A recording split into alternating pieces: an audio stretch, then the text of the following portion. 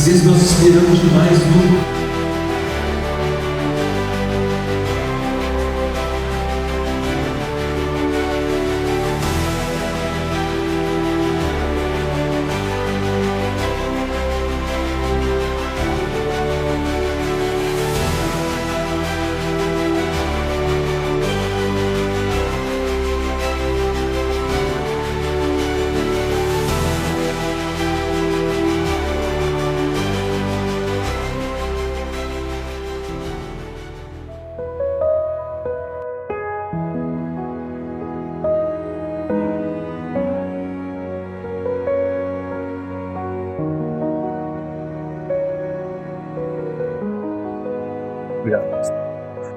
Meus irmãos, graça e paz, podem se assentar. Hoje de manhã nós falamos sobre arriscar tudo, falando um pouco sobre a pessoa de Epafrodito, que enviado pela igreja de Filipos, vai até Paulo, porque Paulo estava em prisão domiciliar, e ele é uma presença muito importante. E Paulo vai dizer: meu irmão amado, meu cooperador, mensageiro, ministro das minhas necessidades. E nessa noite a gente quer falar ainda um pouco mais sobre essa questão da prisão de Paulo. Segundo Timóteo, abra comigo a sua Bíblia, nós vamos ler na versão revista e atualizada. Segundo Timóteo, capítulo 4, e nós vamos começar a ler a partir do verso 16. Segundo Timóteo, capítulo 4, versículo 16, Paulo ele está dando um testemunho, né? Ele também está preso, aguardando julgamento, e ele diz assim: na minha primeira defesa, ninguém, guarde essa expressão, ninguém foi a meu favor.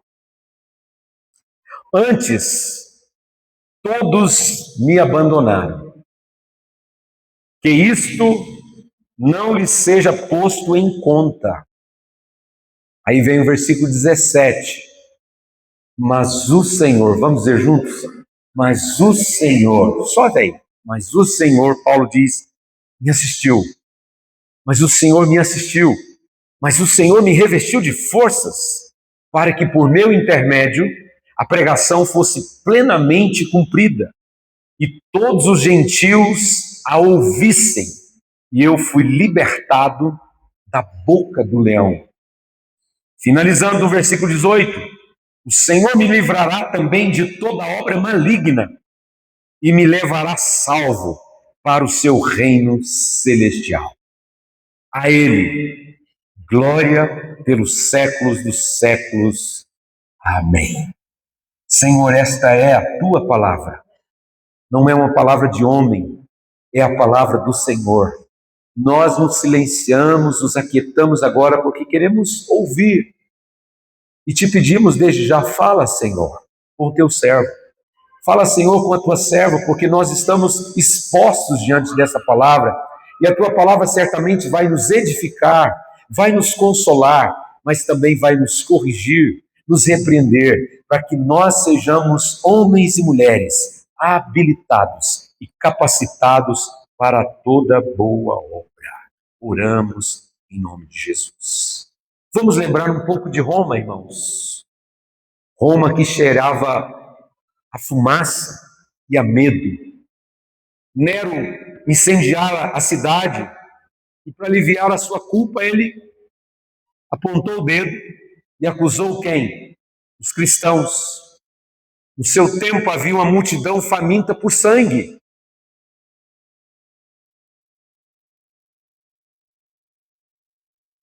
E agora, a figura do apóstolo Paulo, que pregou em toda a Ásia, e era, eu diria assim, o inimigo número 1 de Roma. O plantador de igrejas agora virou prisioneiro. O homem que levou o evangelho às nações, ao povo gentil, estava agora nesta condição esquecido. Este é o momento do texto que nós lemos. Ele estava esquecido, vivendo uma realidade terrível. aguardando o seu julgamento. Enquanto ele aguarda o seu julgamento, quem sabe ele pensou que alguém viria para defendê-lo. Quem sabe o apóstolo Paulo esperava rostos conhecidos que se apresentassem. Alguém da Ásia, algum líder, algum discípulo, algum amigo. Mas ele mesmo nesse texto diz assim, ninguém veio. E como é triste, irmãos, a gente enfrentar a solidão, ou aquele momento em que nos sentimos assim, parece que estamos totalmente esquecidos. Que sentimento terrível, que coisa ruim. Aquele homem que havia sustentado tantas pessoas, feito tantos discípulos, plantado tantas igrejas, agora ele estava só. Agora ele estava sozinho. Todos aqueles que foram alcançados pelas suas mãos estavam longe. Essa é a realidade que o apóstolo está enfrentando. E o que ele vai ouvir naquele tribunal não foi uma voz humana, ele recebeu o silêncio de todos.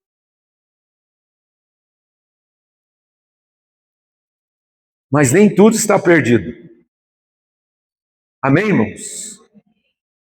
Porque o silêncio para alguém que tem comunhão com Deus, o silêncio para alguém que tem comunhão com o céu não é um vazio, é presença. Paulo vai testemunhar isso e ele entende claramente isso. Quando a plateia se cala, o céu fala. Amém? Às vezes nós esperamos demais dos seres humanos, do amparo humano. Então ele diz assim, olha, quando a plateia se calou, ninguém se levantou para ser em meu favor, ninguém se levantou para me defender. Ele vai dizer assim, olha, o céu começou a falar, porque o Senhor me assistiu, mas o Senhor me assistiu, mas o Senhor me revestiu de forças, mas o Senhor me fortaleceu. Então essas palavras do texto, irmãos e irmãs, elas são uma virada de chave. Mas o Senhor, o meu pai me abandonou, mas o Senhor, o meu marido abandonou o casamento, mas o Senhor, alguém puxou o meu tapete lá no ambiente de trabalho, mas o Senhor me assistiu, alguém lançou calúnias contra mim, alguém me perseguiu, mas o Senhor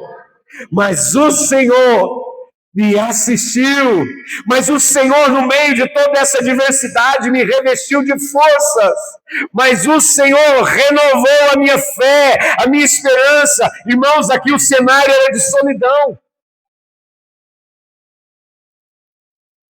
Solidão. Os amigos desapareceram.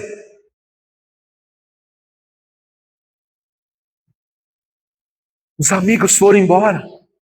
Os amigos não trouxeram nenhuma palavra.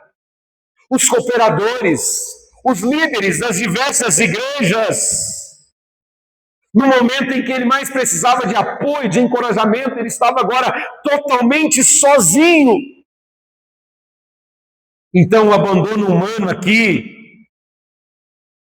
vai se tornar um palco para a fidelidade de Deus se manifestar. Então não fique reclamando, ressentido, homens me abandonaram, pessoas estão tão insensíveis. Irmãos, isso é um cenário, isso é um palco para a fidelidade de Deus se manifestar. Nós acabamos de cantar, jamais vai me abandonar, jamais vai falhar. E diz a sua palavra que é certo, que não dormita e nem dorme o guarda de Israel. O Senhor é quem te guarda, Ele guardará a tua alma, Ele guardará a tua entrada, guardará a tua saída, desde agora e para sempre. A fidelidade de Deus é completa e ela é para sempre. Então o que Paulo enfrentou, irmãos, ele enfrentou os homens que falharam. Homens falharam contra Paulo. Mas ele diz assim, mas o Senhor não. A gente se frustra, a gente se decepciona com pessoas. Às vezes até dentro da igreja. Mas Paulo é tão enfático ao dizer assim, mas, porém, o Senhor me assistiu, me fortaleceu, me revestiu de forças, me sustentou. É aqui que nós precisamos nos lembrar, irmãos e irmãs, da fragilidade humana. Muitas vezes nós idealizamos nos amigos, nos familiares, em pessoas, a nossa esperança e a nossa confiança, mas eles são finitos. Às vezes até são covardes perante o perigo. Paulo falou assim, todos me abandonaram. Muita gente nos abandona. Mas Paulo não tem um coração cheio de vingança ou quer revidar. Ele não se vinga. Ele fala assim, Senhor, por todos que falharam, que isto não lhe seja posto em conta. Então a gente precisa entender que pessoas irão falhar conosco. Ontem eu estava no café que nós temos, todo mês a gente faz um café chamado Conexão, com as pessoas que vão se tornar membros da igreja ou vieram de outras igrejas, irmãs, e eu falei assim, eu falo sempre, e repeti ontem à tarde, dizendo, olha, vocês não estão vindo para uma igreja perfeita, aqui é uma comunidade de pecadores justificados e não de santos canonizados, você vai entristecer aqui, você pode ter decepções aqui também, mas não ponha a sua confiança no homem, nem saia de uma igreja por causa de uma decepção com homens. Lembre-se, o Senhor vai te assistir, vai te visitar, vai te revestir de forças e Ele estará te sustentando. Então, quando o apóstolo Paulo, ele não se vinga, ele não revida, ele está imitando o mestre, que estava lá na cruz. Todos abandonaram, a Bíblia diz que quando Jesus vai para a cruz, os discípulos fogem. E na cruz Jesus fala assim, Pai, perdoa, porque eles não sabem o que fazem. Então essa é uma palavra muito forte para mim e para você nessa noite. Perdoe os que falharam com você.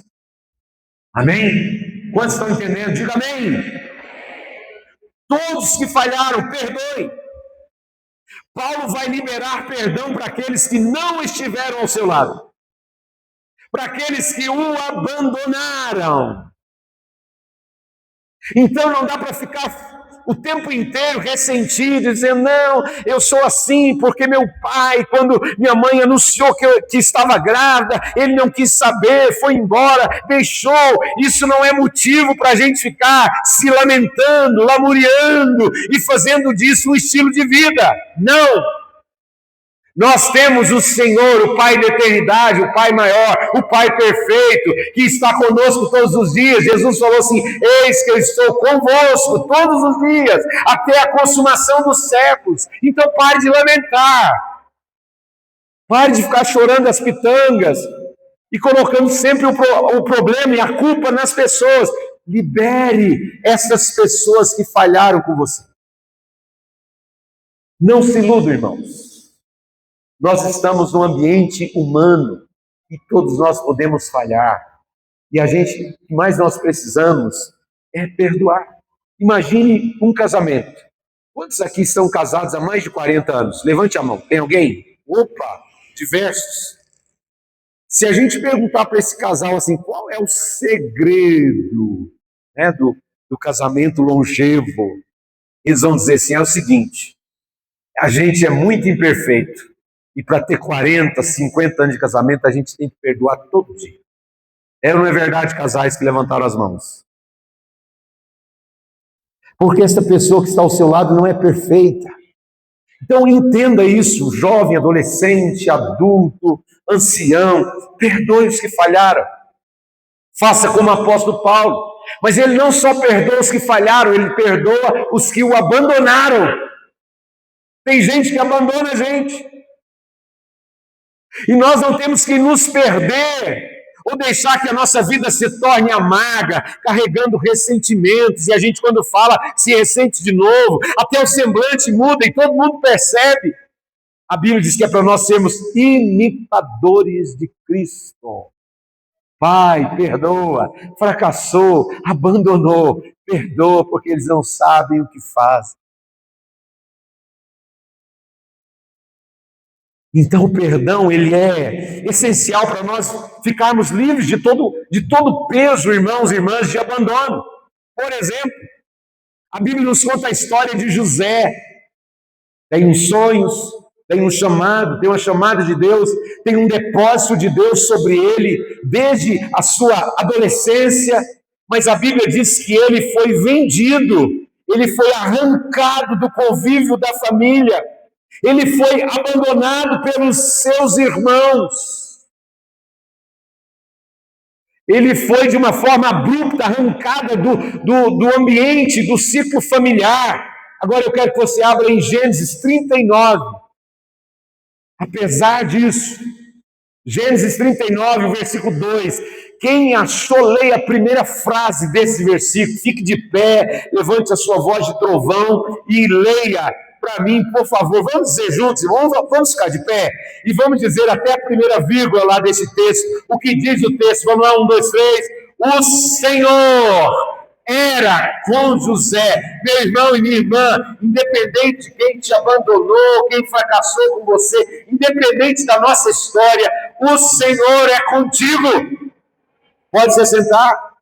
O Senhor era com José, e o texto vai dizer que ele veio a ser próspero, tudo que ele colocava a mão era abençoado, se estava preso era abençoado, se estava na casa de Potifar era abençoado, diante de Faraó era abençoado, porque irmãos e irmãs, isso não deve definir a nossa vida, ressentimentos, abandonos, isso não deve definir a nossa vida, o que define a nossa vida é que o Senhor dos Exércitos está conosco. Isso é muito bom. E é aqui que o Evangelho se purifica. Quando ninguém mais te vê, é aí que Deus te assiste. Nós jamais podemos colocar Deus na parede e dizer assim, o Senhor se esqueceu de mim, o Senhor me abandonou, o Senhor não me abençoa. Não, a Bíblia diz que Ele é o abençoador daqueles que o buscam. A Bíblia diz que Ele está conosco sempre. Então, mesmo que os olhos humanos se desviam de nós, irmãos, de repente aquela pessoa que te deve, você passa pela rua, ele fecha os olhos e corre para o outro lado, desvia os seus olhos. Gente que se desvia os seus olhos da nossa necessidade. Mas a Bíblia diz assim, quanto ao Senhor, os seus olhos passam por toda a terra. Também lá no Salmo, se não me engano, 105, diz assim, os olhos do Senhor estão sobre os fiéis da terra. Alguém pode abandonar alguém que é fiel, alguém pode decepcionar alguém que serve ao Senhor, mas pode desviar o seu olhar dessa pessoa, mas o olhar divino vai se aproximar. Então a solidão de Paulo não foi castigo, foi consagração. Porque quando nós somos fracos, nós somos fortes. Deus estava se revelando para ele que ele não foi esquecido, mas ele foi escolhido para ele provar a fidelidade de Deus. Se nós estamos passando por alguma tribulação, por algo que nos angustia, nós devemos nos alegrar e dizer, Senhor, obrigado, eu não estou entendendo, mas eu sei que a fidelidade de Deus sempre vai se aproximar e o Senhor fará infinitamente mais além. No meio dessa turbulência, eu vou provar a fidelidade de Deus. E eu não vou ficar dependendo da companhia de homens. Porque os seres humanos são falhos, meus irmãos e irmãs. Então hoje, há muitos líderes, muitos pastores, obreiros, que também sentem o gosto amargo de abandono. De pessoas que falharam com este, com aquele. com a sua vida e se sentem sós. Então, olhando para esse texto, o texto de Paulo, isso é muito forte, ecoa, porque ele diz assim: o Senhor me assistiu. Irmãos, isso muda tudo. O Senhor me assistiu. Os homens continuarão falhando e nos decepcionando, mas o Senhor continuará nos assistindo. Jaqueline, no início do culto, falou aqui de uma coisa maravilhosa que aconteceu no acampamento da juventude. Eles desfrutaram da presença. Quando você tem a presença, quando nós temos a presença, a gente não precisa de plateia. Amém? Porque a Bíblia diz assim, ó, tu pois quando orares, e nós cantamos, quem pede recebe. Tu pois quando orares. Não é para ir para a rua, não é para ficar na vitrine, é para ficar no secreto. Entra no teu quarto, tranca a porta, e teu pai, que te vê em secreto, vai te assistir, e o teu pai te recompensará. É isso que nós estamos aprendendo aqui com o apóstolo Paulo. Quem tem o justo juiz não depende de advogados humanos. Aleluia. Jó vai dizer isso, eu gosto muito de repetir, Jó capítulo 16, versículo 19, quando ele está sendo ali testado, pressionado, atordoado pelas pessoas, pelos homens, ele diz assim, agora sei que a minha testemunha está nos céus, e nas alturas está aquele que vai advogar a minha causa, que vai me assistir nesse tempo difícil, que vai mudar a minha sorte, vem do alto, vem do Senhor, vem do Altíssimo, Deus é um Deus tremendo. Sabe como que Paulo encerra esse texto, irmãos? Ele está dizendo, olha, me abandonaram, porém o Senhor veio em meu favor, o Senhor me assistiu, o Senhor me revestiu de forças, o Senhor permitiu que eu fosse fiel e pregasse a todos os gentios e a palavra fosse ouvida por todos e eu fui libertado da boca do leão. Roma era este lugar, irmãos. Os cristãos eram levados para o Coliseu. Os leões os devoravam e Paulo diz assim, eu fui libertado da boca do leão. O Senhor agiu em meu favor. E o Senhor está agindo em meu favor e em seu favor, meus irmãos. E aí Paulo vai dizer algo tremendo. Ele falou assim, já agora, versículo de número 18, o Senhor me livrará de toda obra maligna. O Senhor vai me justificar. O Senhor me dará a coroa da justiça, e a coroa da justiça não é dada para quem é popular, irmãos, ela é dada para os fiéis. Às vezes nós nos impressionamos com celebridades. Deus está dizendo, a coroa da justiça vai ser dada não para gente popular, nem para celebridades, Ele vai dar para quem é fiel. Então a fidelidade de Deus vai sempre se manifestar, irmãos, no deserto, na fornalha, em meio a perseguições, não vai se manifestar no meio do aplauso. Quando ninguém veio, o Senhor veio. Os discípulos estavam trancados lá em Jerusalém, com medo dos judeus, mas eles estavam orando. E a Bíblia diz assim que de repente, ela não fala de um ambiente terreno, ela diz assim, de repente, veio de onde? Do céu. Um som, como de um vento impetuoso, e enche a casa, e toma 120 pessoas falando em novas línguas. Para quem não estava, a gente precisa contar isso aqui. A nossa juventude estava reunida num acampamento. E quando eles disseram assim, olha, o tema é até que ele venha, a gente vai perseverar em oração, vai manter em santidade, foram os desdobramentos dos temas, eu fiquei maravilhado, aleluiado, assim, este acampamento vai ser um divisor de água, vai ser tremendo, e eu falava isso na clã, falava no culto de oração, chamava eles para orar, e dizia, olha, eu não vou estar na primeira parte, mas Deus vai fazer grandes coisas, eu quero ver o que Deus está fazendo. Eu viajei naquele dia 11 horas, para chegar no acampamento, ouvir a ministração do bispo, e depois tinha uma fogueira, algo simples, que é muito comum dos metodistas, né? A fogueirinha, fazer a fogueira. E Deus gosta dessa coisa, de fogo, gente. Deus gosta desse negócio de fogo.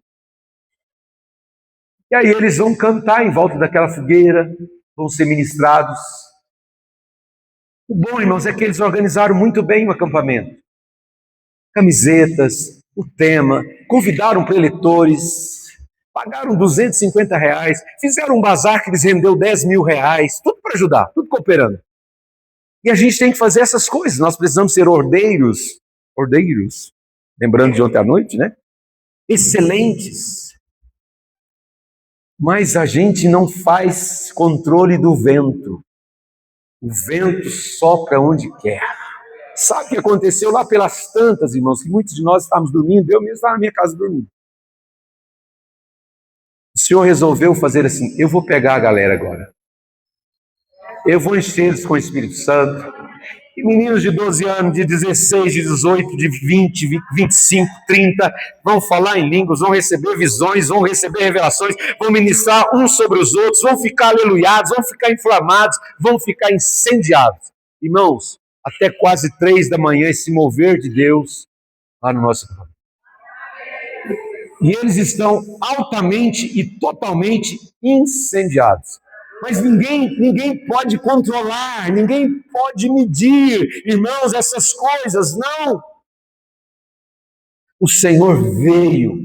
Quem estava lá, levante a mão para a gente identificar. O Senhor veio, sim ou não? O Senhor veio. Então, irmãos, ontem aqui à noite, quase 150 jovens aqui no culto. Imagina as células essa semana, vai bombar, né? Aleluia. Sabe por quê, irmãos? Deus não precisa de ajudinha de homens. E nós não devemos nos apoiar em homens. Na hora de Deus, no tempo de Deus, no kairós de Deus, no tempo perfeito, Ele fará. Jamais, cadê a Adriana? Jamais falhará. Jamais falhará. Oh Senhor, faça com as crianças, faça com os anciãos, faça com a igreja toda, faça com a liderança toda. Senhor, incendeia, a gente quer queimar pelo Senhor. Sabe o que aconteceu com o apóstolo Paulo, irmãos? Esta experiência dele, a sua experiência, transformou o abandono em altar. Porque ele fala assim, homens me abandonaram, homens estiveram distantes, homens desviaram o seu olhar,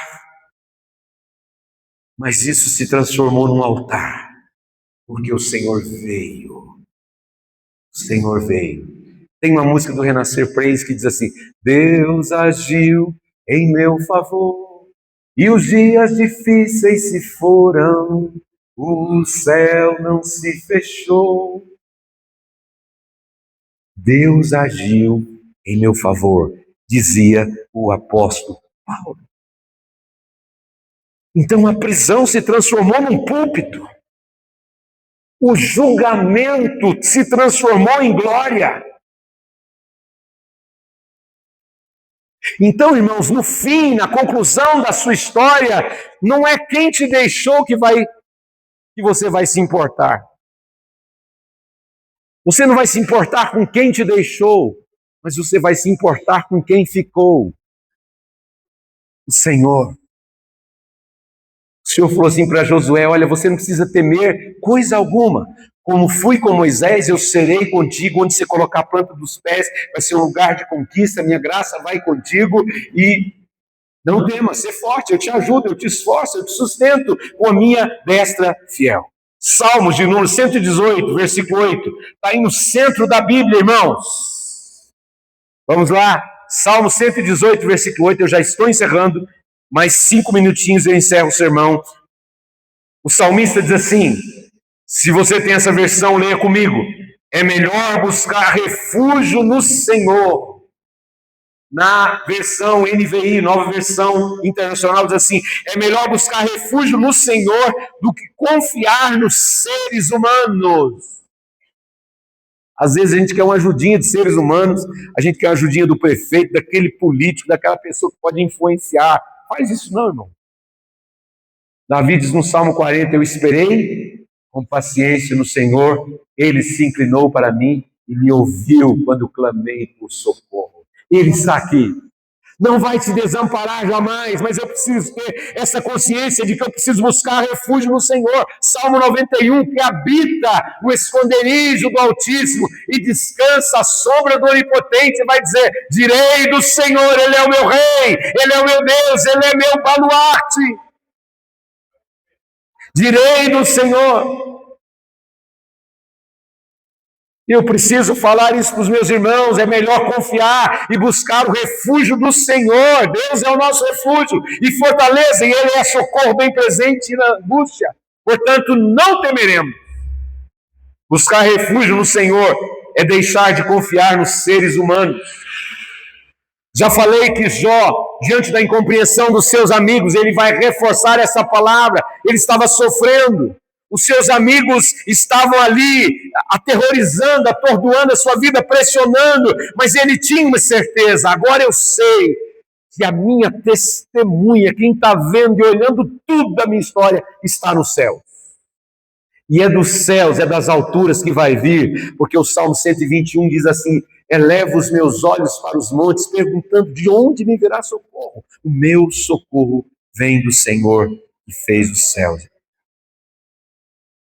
Eu estou fazendo um exercício, irmãos, para não pedir que você fale alguma coisa para o seu amigo durante o sermão. Mas eu vou encerrar, você não vai falar. Você só olhe para a pessoa e faça assim, para não falar. Eu vou encerrar dizendo que o abandono humano é uma realidade, mas a presença de Deus é eterna.